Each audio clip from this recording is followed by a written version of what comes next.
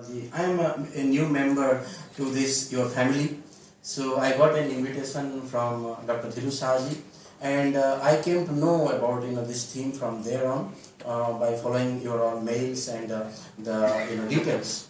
So first thing I want to emphasize here that whole of our Vedic civilization or Vedic society is based on unity in diversity concept. See, in our, some what you can say, teachings of Vedas, there are varieties of practices. Some are, Shiva worshippers, some are Durga worshippers, some are, different demigod worshippers, some are, followers of, Advaita, Vedanta, some are followers of, the personality aspect. So we are never become a fanatic group of, followers. So rather, what we have emphasized is that we respect the subjective evolution of consciousness. Means according to a person's consciousness, he takes the things. I myself was doing my PhD in IIT Kharagpur. There was a unique conference that IIT Kharagpur arranged.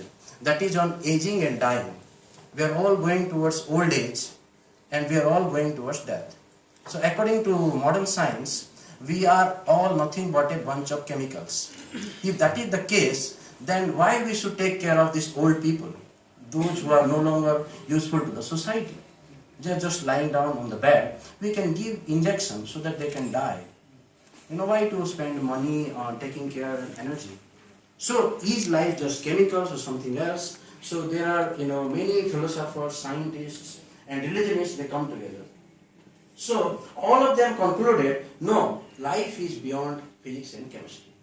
So this is giving me some inspiration that whole of our science does not study scientists.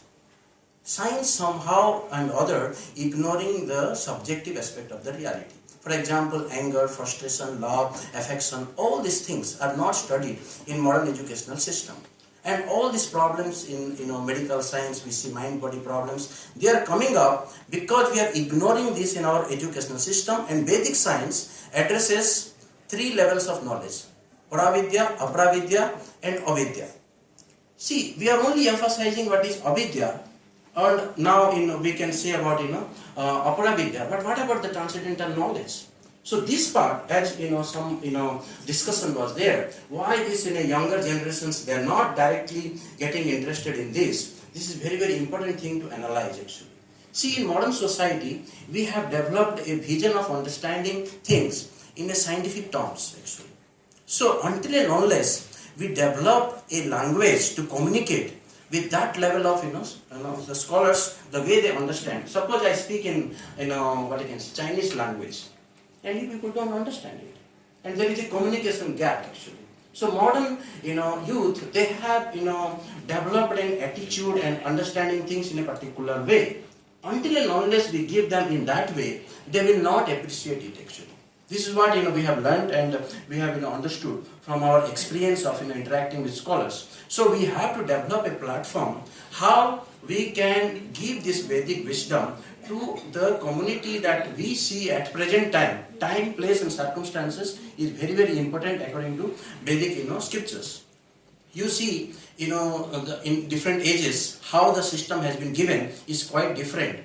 See, in Satya Yuga, in Treta Yuga, Dwapar Yuga, Kali Yuga, and according to time place, the way of presenting things are changing actually. So that we have to keep in mind.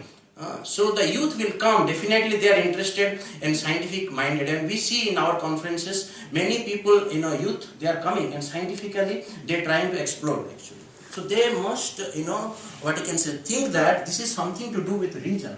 You see, after Buddha, this whole world, they try to think from buddhi, right? So from the rational world began after Buddha came in the beginning of Kali Yuga, and there is a subjective development. Shankaracharya came, and then Ramanuja, Madhvacharya. So we have to discuss about this all teaching. A comparative religious understanding is very very essential.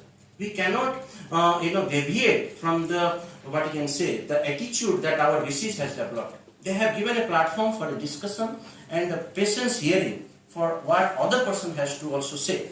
So this is what is very very important in Vedic sense. We listen actually. We patiently listen, and then we discuss, and then we understand the boundaries of each of these things. This is what is the what you can say purpose of all these conferences. We may have diverse way of understanding things, but there is a unity that our goal. What is our goal of human life? Athata Brahma Jigyasa. This is the beginning point of Vedanta Sutra. The human life begins when we discuss about these things, but they are not being encouraged in modern education.